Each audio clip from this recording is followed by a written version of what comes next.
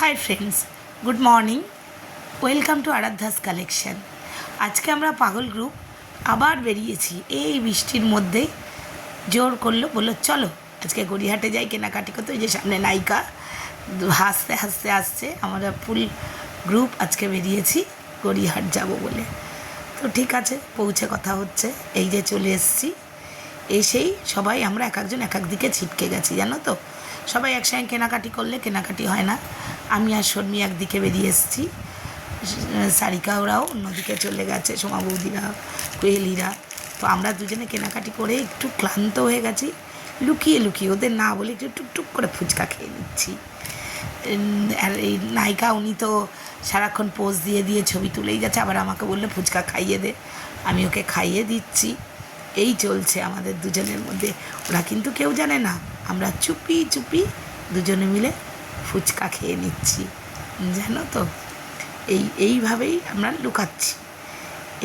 এবারে আমরা আস্তে আস্তে চলে আসছি মোটামুটি কেনাকাটি কমপ্লিটের পথে। তো ভীষণ ক্লান্ত আমরা। তা কী করবো, অনেকক্ষণ টাইম কেটে গেছে, খিদেও পেয়েছে।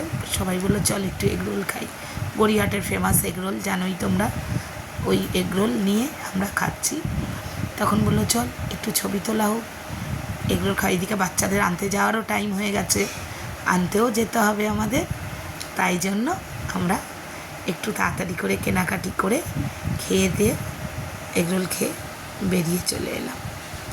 এই চলে এসে এখন আমরা আস্তে আস্তে বাড়ির পথ ধরবো। চলো, এরপরে আবার তোমাদের একটা নতুন ব্লগে দেখা হবে। খাওয়া দাওয়া কমপ্লিট করে নিয়ে সবাই একটু দাঁড়িয়ে গল্পগুজবও করে নিচ্ছি। গল্পগুজব করে তারপর বললো চল, টাইম হয়ে যাচ্ছে। আবার শর্মি আবার অফারও করলো তোমরা সবাই খাও। ও তো আবার লোককে না দিয়ে খেতে পারে না, ওর দয়ার শরীর, মানুষকে একটু দান করে টোরেই খায়। আবার লুকিয়ে লুকিয়েও কখনো কখনো ফুচকা খায়। চলো, পরে আবার কথা হবে, আবার দেখাবে একটা নতুন ব্লগে। টাটা।